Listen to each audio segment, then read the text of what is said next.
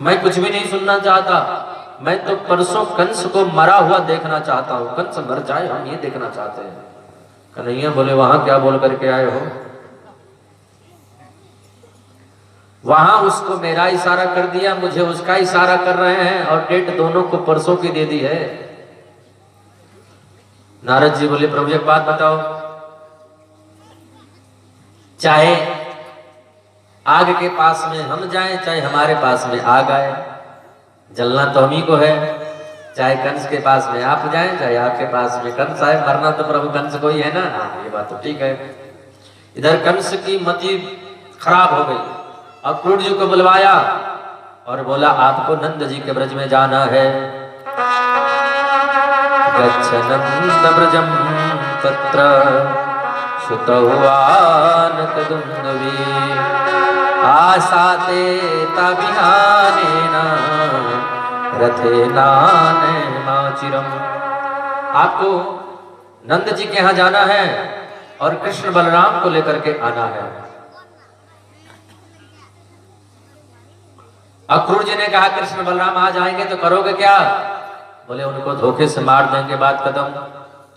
अक्रूर जी ने कहा क्षमा करना राजन, आपको वो मारेंगे कि उनको आप मारेंगे ये तो आने वाला समय ही बताएगा। बोलो राधे राधे। कंस ने कहा जाते हो कि नहीं? अक्रूर जी ने कहा आपकी आज्ञा का पालन करना तो हमारा परम कर्तव्य है, हम तो जाएंगे ही। अक्रूर जी मन में सोचते हुए जा रहे हैं, बड़े सुंदर भाव आ रहे हैं। आज हमने कौन से सत्कर्म किए हैं, हमारे किस जन्म के पुण्य आज उदय हो रहे हैं, जो इन नेत्रों से हम कृष्ण बलराम को देखेंगे, इन नेत्रों से हम वृंदावन धाम का दर्शन करेंगे। मन में बड़े बड़े मनोरथ करते हुए जा रहे हैं। जहां से वृंदावन की सीमा प्रारंभ हुई, वहीं से अक्रूर जी साष्टांग दंडवत करते हुए जा रहे हैं। कृष्ण बलराम गाय चरा करके लौट रहे थे। कन्हैया ने देखा अक्रूर जी आ रहे हैं। कन्हैया के काका लगते हैं अक्रूर जी। दौड़ करके कन्हैया काका जी को प्रणाम किए। कन्हैया सब समझ गए।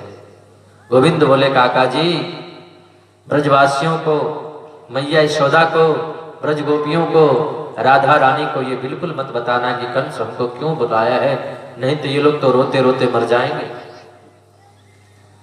यशोदा जी के पास में पहुंचे। यशोदा जी ने पूछा कैसो कैसो पधारनो भयो है? अक्रूर जी ने कहा देखो मैया बात ऐसी है ना, मथुरा में धनुष यज्ञ का मेला है, सब लोग मेला घूमने जाते हैं, हम सोच रहे हैं कृष्ण बलराम भी मेला देख करके चले आए। आज मैया यशोदा के हाथों से जल का पात्र नीचे गिर गया। अक्रूर, किसने तेरा नाम अक्रूर रखा? तू तो क्रूर है। कैसे सोच लिया कि मैं कृष्ण को जाने दूंगी? अरे कन्हैया जब गाय चराने जाता है तो मैं सुबह से शाम तक टकटकी लगा करके देखती रहती हूँ, मेरा गोपाल आ रहा होगा, मेरा कन्हैया आ रहा होगा, कहीं उसको कुछ हो न जाए। और तुम हित अनहित पशु पक्षी हो जाना। पूरे ब्रजमंडल में बात हवा की तरह फैल गई कि कृष्ण बलराम कल मथुरा चले जाएंगे। आज गौशाला में गायों ने चारा ही नहीं खाया। शाम के वक्त ब्रजवासियों के घर भोजन ही नहीं बना। रात के 12 बजे जब कन्हैया की नींद खुली, देखा नंद रानी यशोदा बरामदे में खम्भे से सिर लगा करके रो रही है। कन्हैया पहुंच गए। मैया मैया तू काहे को रोवे? मैया ने कहा लाला तू मथुरा चला जाएगा, मैं कैसे रहूंगी? जब तू गाय चराने जाता है, एक एक पल एक एक युग के समान बीतता है हमारा। अपने छोटे से नन्हे से हाथों से गोविंद मैया यशोदा के असुरों को पूछ रहे हैं,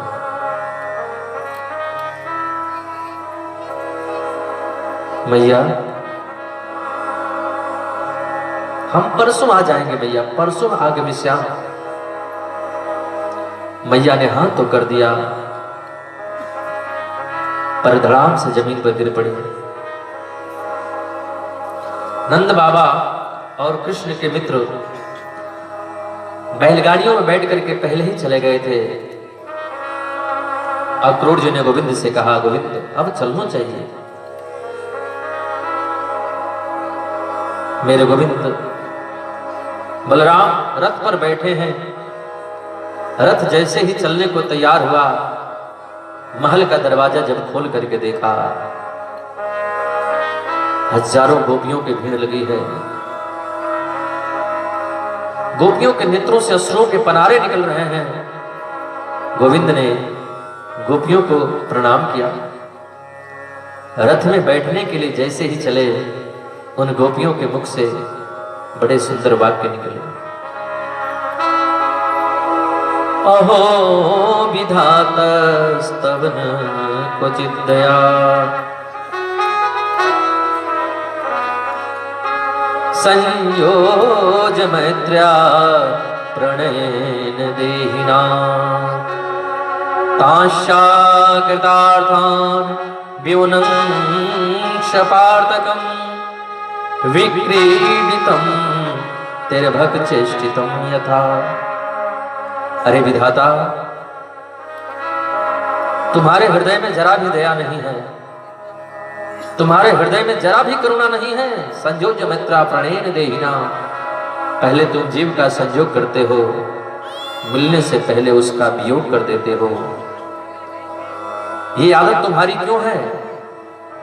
आकाश की ओर गोपियां देख रही हैं, मानो विधाता को कोस रही हैं और कहती हैं, अर्भक चेष्टितम यथा। अरे विधाता, तुम्हारा विचार अर्भक यानी बच्चों जैसा है। बच्चे को कितना भी महंगा खिलौना दे दो, बच्चा उस खिलौने को तोड़ ही देता है। बच्चे का क्या गया, खिलौने की जान तो गई। अरे विधाता, तू संसार वालों को खिलौना समझ रखा है। पहले जीव का संयोग करते हो, मिलने से पहले उसका वियोग कर देते हो, तड़पने के लिए छोड़ देते हो। ऐसी आदत तुम्हारी क्यों है? क्रूरस्त्वं न क्रूर समाख्यास्मनः, चक्षुर्हिदत्तं हर्षेवताज्ञवत्। अरे विधाता, हमें तो ऐसी प्रतीति होती है अक्रूर के रूप में तुम ही क्रूर बन करके आए हो। इससे बड़ी क्रूरता और क्या हो सकती है? हमारे प्राणों को हमारे शरीर से निकाल करके लिए जा रहे हो। कितना मंगलमय सुप्रभात होगा मथुरा की उन ब्रजांगनाओं का, मथुरा की उन नारियों का कितना बड़ा सद्भाग्य होगा। लेकिन हमारे जीवन की तो काली रात्रि का शुभारंभ होने वाला है। कल का सुबेरा तो हम कन्हैया के बिना ही बिताएंगे। एक गोपी बोली, तुम ऐसे विधाता को कोस रही हो, कन्हैया तो गए, अब तो गोपियां दौड़ पड़ी, दौड़ करके आ करके रथ के सामने लेट गई, रथ के आगे लेट गई।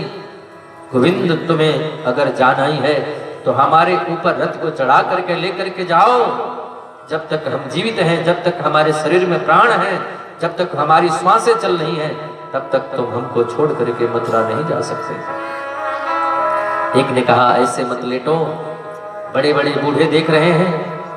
बोले, किम नो करिष्यन कुल बांधवा जना। जब जीवन की बागडोर गोविंद को समर्पित कर दिया तो इन बंधु बांधवाओं से डरना क्या। गोविंद रथ में बैठ करके चले,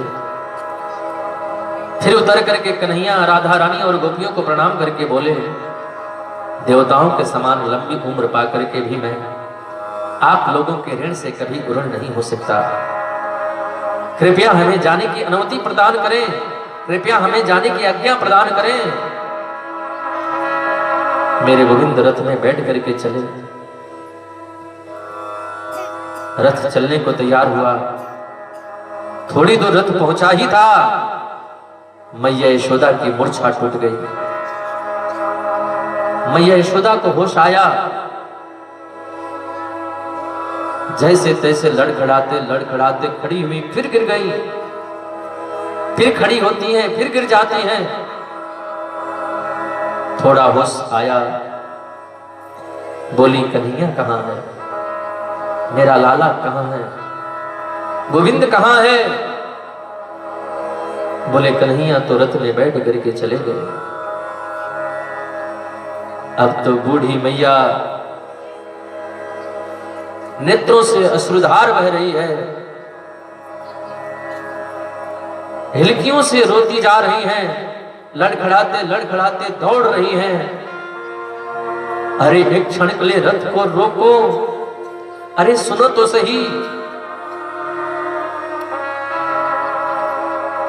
मेरे गोविंद ने देखा जो मैया हम सोते नहीं थे तो लोरी गा गा के पालने में सुलाया करती थी, हमको पालने में झुलाया करती थी। जब भूख लगती थी तो बेजर के रोटी पर माखन रख करके देती थी। हमें जरा सा कुछ हो जाता था तो बड़े बड़े ज्योतिषियों को बुलाती थी, बड़े बड़े वैद्यों को बुलाती थी। आज वो मैया रथ के पीछे पीछे दौड़ती आ रही है। कन्हैया ने देखा, बलराम जी ने देखा, कन्हैया रोने लगे, हिलकियों से रोने लगे, बलराम जी भी रो रहे हैं। मैया यशोदा ने देखा, मैया यशोदा तो जोर जोर से रोने लगी। मेरे गोविंद रथ से कूद पड़े, दौड़ करके आ करके मैया यशोदा को आंखों में भर लिया। मैया मैया मैया।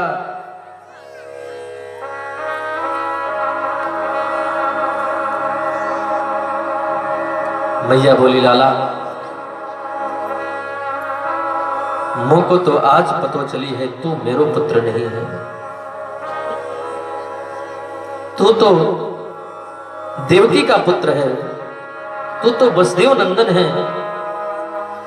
मेरा क्या अधिकार जो मैं तुम्हें रोकने का प्रयास करूं। सिर्फ एक निवेदन करना चाहती है ये ग्वालिनी। कन्हैया, हाँ भैया। लाला एक बार मैंने तुझे एक मिट्टी की मटकी फूट जाने के वजह से वो खल में बांध दिया। हो सके तो इस ग्वालिनी को क्षमा कर देना, हो सके तो मुझे माफ कर देना। अगर लगे सजा देना हो तो मुझे सजा देना केशव। ये मेरे जीवन में अपराध हुआ है। मुझे नहीं पता था कि तू मेरा पुत्र नहीं है। मेरा क्या अधिकार जो मैं तुम्हें रोकने का प्रयास करूं। बस इतना बोल करके मैया यशोदा जोर जोर से रोने लगी, कन्हैया भी रोने लगे। गोविंद ने कहा मैया मैं दुनिया की कदाचित हर बात को भूल सकता हूं, लेकिन तूने जो मुझे वोखल में बांधा ये भूलने जैसा है ही नहीं।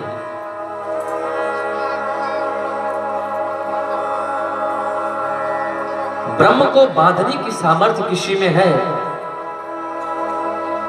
भगवान को बांधने की सामर्थ्य किसी में है। यदि किसी में है तो वो नंद रानी यशोदा के प्रेम के बंधन में है। जिस ब्रह्म के आदि का पता नहीं है, न चांतर न बहिर्यस्य न पूर्वम नापि चापरम पूर्वापरम बहिष्यांतर जगतो यो जगच्चय तम मत्वात्मजं व्यक्तम भरतलिंगमधोक्षजं गोपिको लोकलेदाम्ना बबंध प्राकृतम यथा।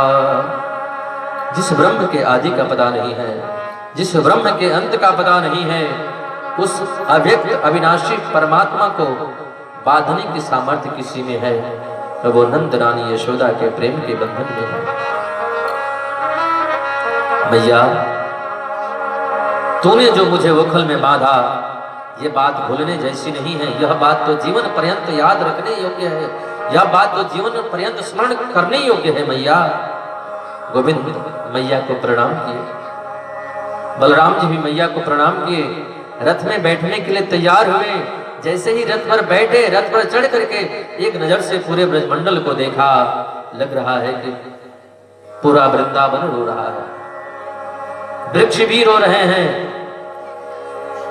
वृक्षों की डालियां, पत्ते, पशु पक्षी, लता पता, ब्रज की गोपियां, राधा रानी, मैया यशोदा, बस एवं ब्रुवाणा विरहातुरावृशम् ब्रजस्त्रियः कृष्ण विसक्त मानसा विसृज्य जलज्जाम रुरुदः स्म सोस्वरम् गोविंद दामोदर माधवेति। जब तक रथ दिखाई देता रहा, जब तक रथ से उड़ने वाली धूल दिखाई देती रही, जब तक रथ की ध्वजा दिखाई देती रही, जब तक कृष्ण और बलराम दिखाई देते रहे, तब तक ब्रज की गोपियां, मैया यशोदा, हे गोविंद, हे दामोदर, हे माधव, बस ऐसे विलाप करती रही। तेरी अखियां हैं जादू भरी बिहारी जी, मैं कब से खड़ी तेरी अखियां हैं जादू भरी।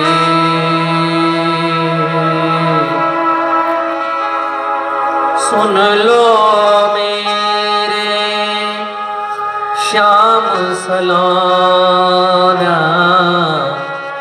तूने ही मुझ पर कर दिया टोना, कर दिया टोना, मैं तो तेरे दुआरे खड़ी